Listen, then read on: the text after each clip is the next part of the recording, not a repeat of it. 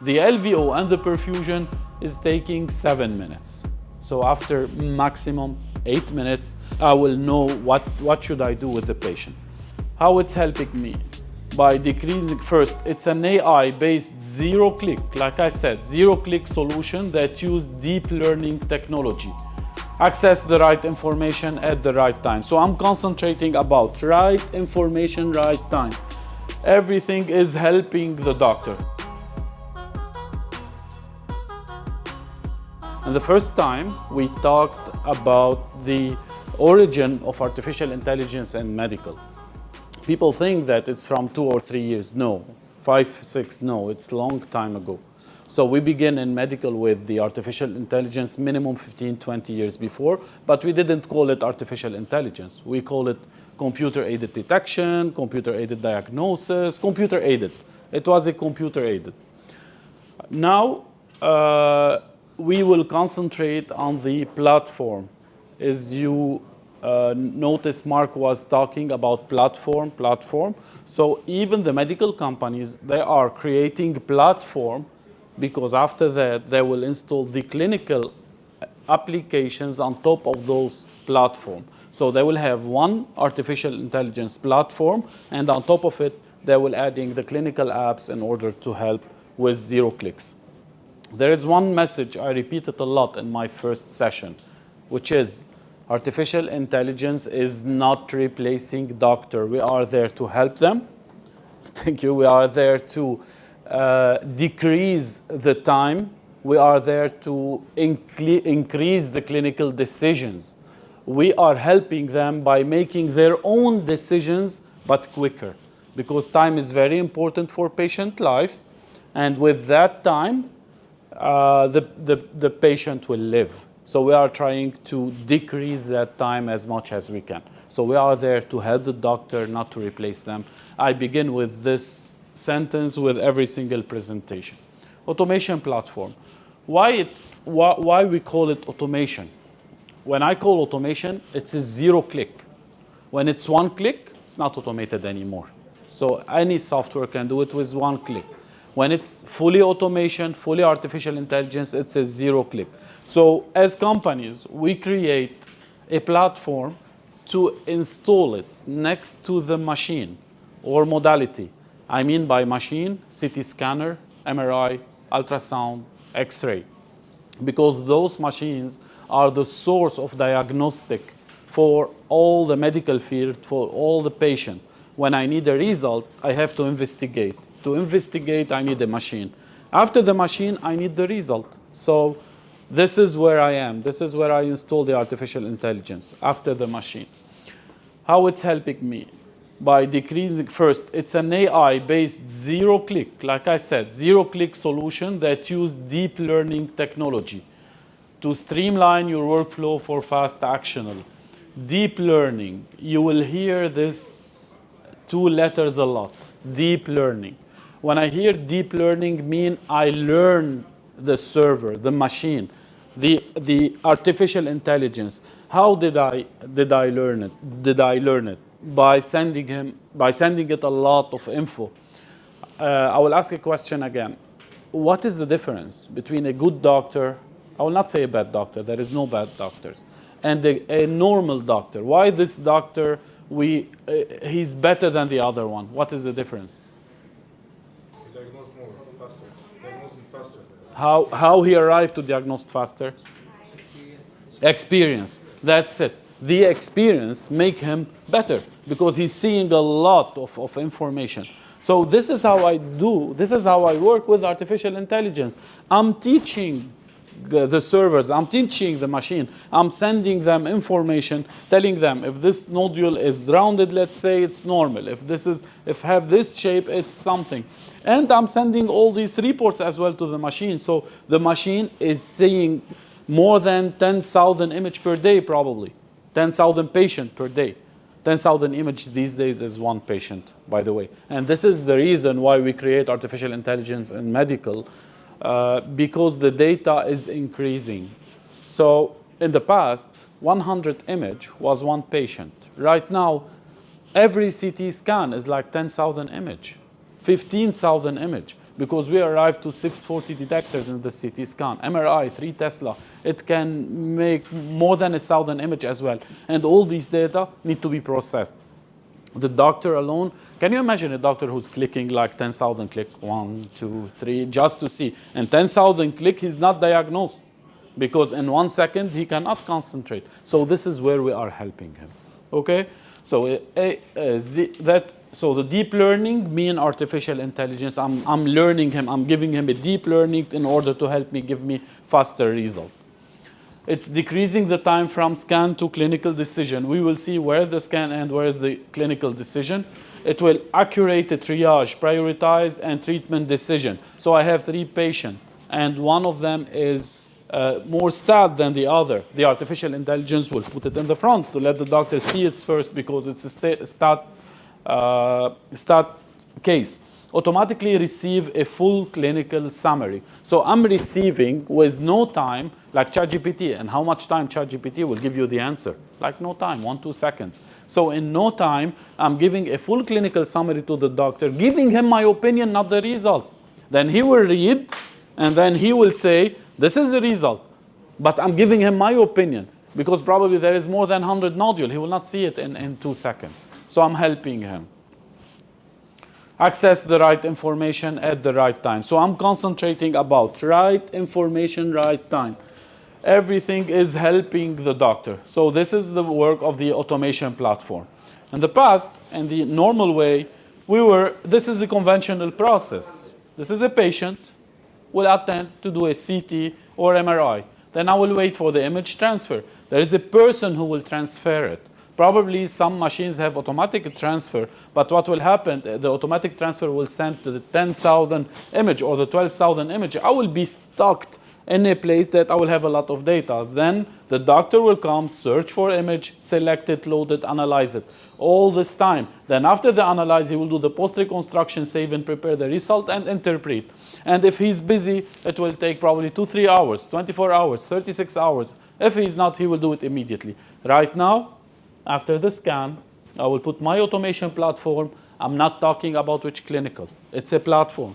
I will install the automation platform directly after the scanning, and then it will go directly to the doctor. I don't need any person to send. I don't need any person to analyze. I'm helping by reducing the time. You will tell me then artificial intelligence is killing the clinic employees. No. Because right now, I'm not finding an employees for clinics. We are not finding, we always search for nurses, for technician, for. There is a lot of lack on those people. We are not finding them anymore because everyone right now, all the universities are going computer science, artificial intelligence, marketing, business. Those people these days are way less than before. So I'm not replacing anyone. I'm not replacing the doctor by taking decision. I'm always helping the clinic and the hospital. Automation emergency stroke CT package. Do we have any questions so far? So what we talk about is the platform I'm installing on the machine or next to the machine in order to give me the result. Now we will see clinical applications on top of this automation platform. Okay, so first lesson, let's say, AI is not replacing the doctor than anyone. Okay, because they will be very upset from us. Please. How faster, if you want to compare these two, because now we're talking about time to get the result faster. How much fast is the AI automation from the? Let's say. I will answer this one later, but I will give you now. We have 2 minutes till 7 minutes because we are doing a post-processing. Compared to 24 hours? Compared to hours. Yeah. You will see it later and you will have an answer to your question because there is a draft for it. Yes, I have a question about Please. the data. Yeah. Because one of the key challenges in AI is the quality of the data you will feed in this platform. Okay. To make sure that we can rely on it. So while you are developing these platforms, what is your source of data? Machines. the It's machines. gonna be machines only, or are you gonna pull it from different countries, different ethnics? Because it's patients related, yeah? Patient related, I don't have the right to pull it from anywhere because it's for the patient. Medical legally, I don't have the right to do that. So if a single data will be retrieved from a hospital or from a clinic, one, it will be anonymized. Two, I will have signature or contract with the clinic, and the clinic itself will be signing by the patient, will have a release from the patient that we can use your images but anonymized. So if I made, let's example, we didn't do it, example, if I made an agreement with Mediclinic city over here, that agreement will be that Mediclinic will send me, I'm not authorized to take, will send me anonymized images in order to process it. So this is the source of the data. Hospitals, clinics, everywhere, but the hospitals knows about it, and it will be anonymized with the patient signature. I agree with you on the legal aspect and the compliance approach. Yes. That's definitely something that we have to keep in mind. The point for me that is interesting is going to be the amount of reference for this platform that will improve the accuracy of the output. It's not a question, it's an answer actually. Already? Yeah. So the more we have images, the more we have accurate, the more we are sensitive. Right now we are at 92% sensitivity. Yeah, which is very good because we are keeping. We cannot arrive to 100%. It's not possible. So 92% in some application is a very good number. And at the end of the day, like I said before, we are helping. We are not giving the result. Even though we will put a full report in front of the doctor, but it's a help. There is someone who will take responsibility. There is a life in the hand. Okay, so the first one we concentrate on is the stroke. Why stroke? Because it's the second cause of death worldwide, the stroke. The symptom of stroke, I will go a little bit into diagnostic. So we call it fast. Why fast? Because stroke need time. If someone attacked by a stroke, the time is very important. The first thing he will face is face dropping, arm weakness, speech difficulty, and the T is time to call the ambulance. So these four steps should be done immediately within seconds. We have two kinds of stroke, hemorrhagic stroke and the ischemic stroke.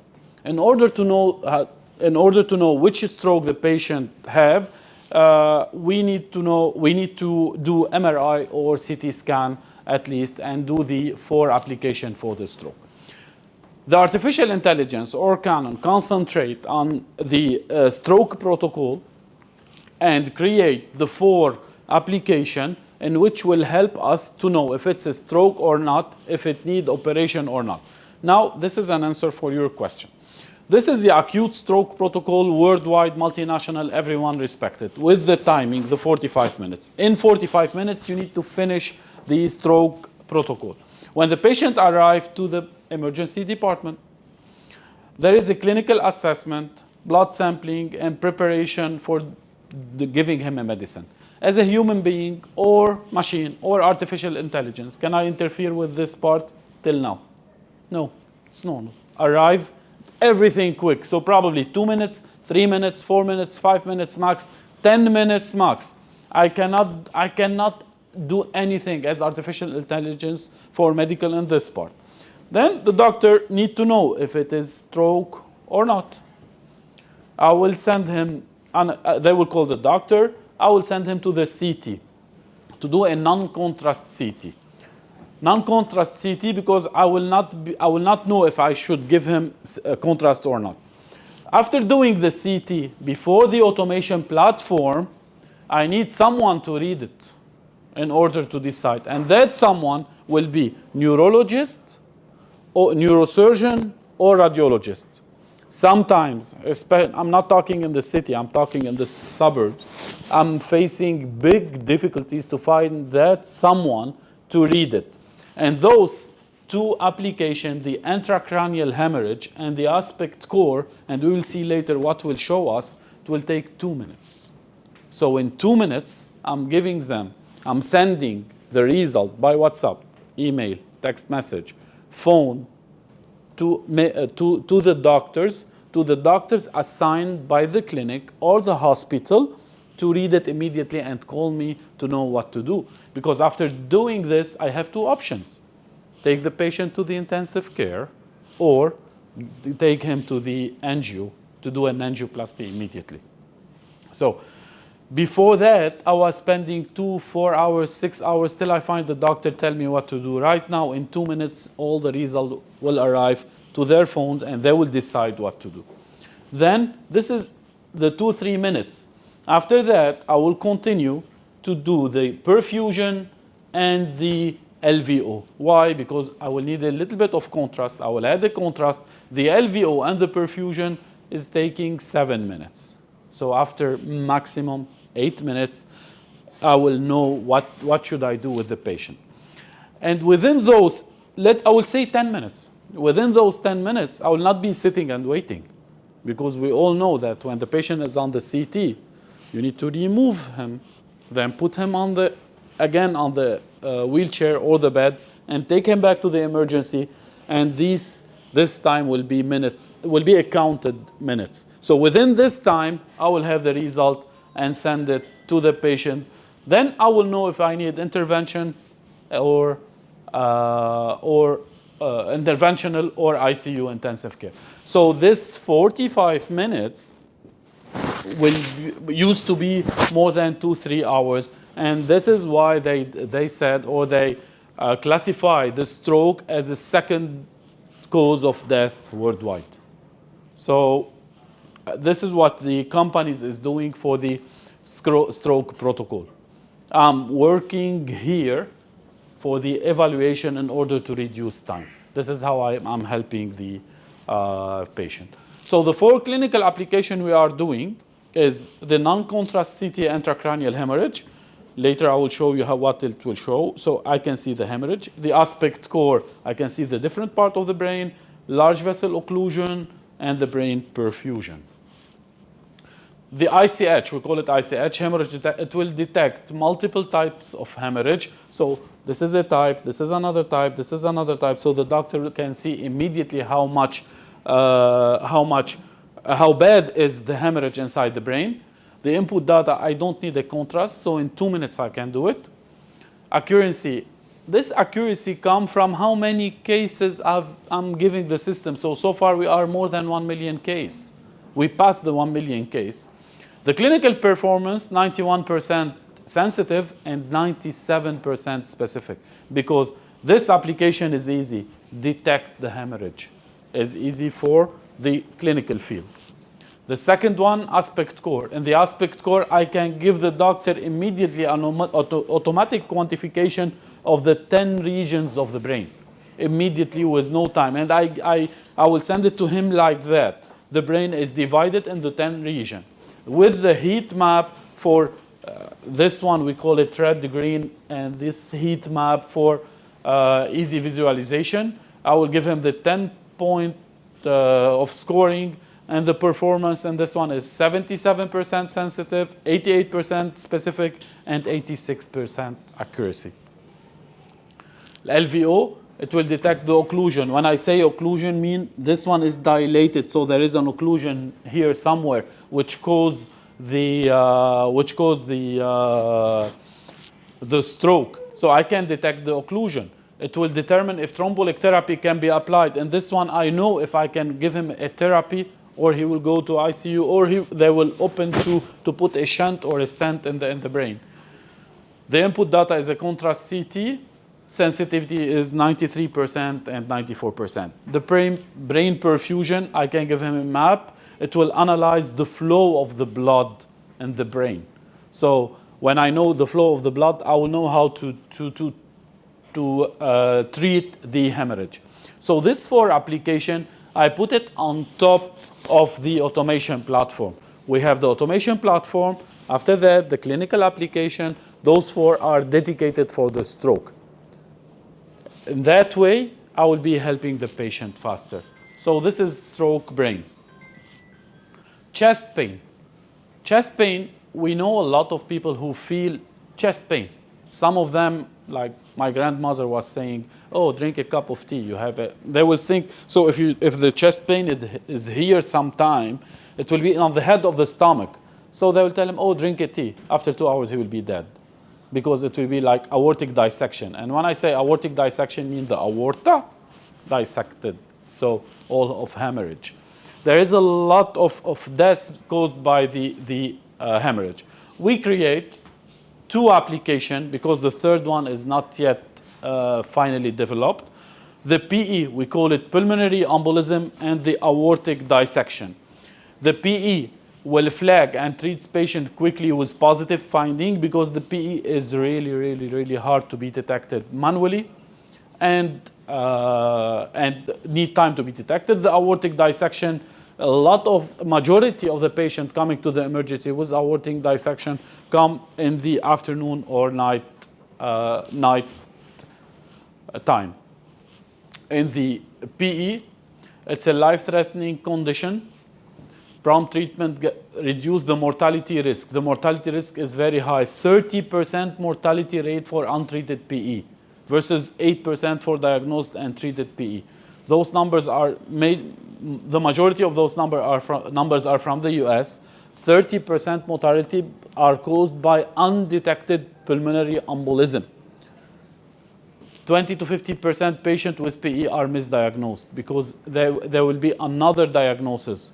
The artificial intelligence is opening the door for the doctor to see more pulmonary embolism. At the aortic dissection, as we said, the aortic dissection is the dissection of the aorta, which is coming here. So it's a highly lethal condition if not recognized and treated immediately.